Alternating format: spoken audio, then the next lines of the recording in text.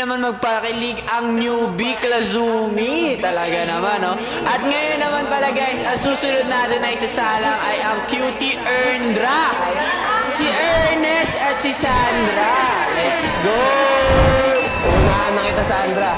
Alam mo ba mas maganda ang maghintay sa tamang panahon kaysa masaktan ng paulit-ulit sa maling pagkakataon?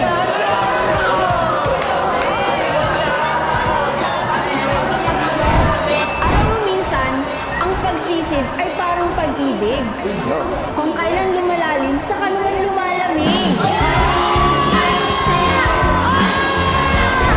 Ano ba, sa panahon ngayon, joke na ang totoo at promise na ang panloloko?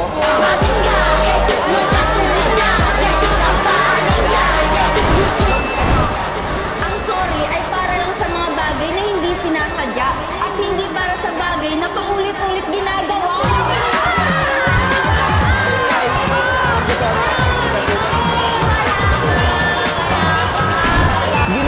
Slide para maranasan mong mahulog ng masaya kahit alam mong walang sasalo sa'yo! Kaya ginimbrent ko yun! Huwag mong tanongin kung anong gusto ko. Baka madulas ako at sabihin kong ikaw yung gusto ko.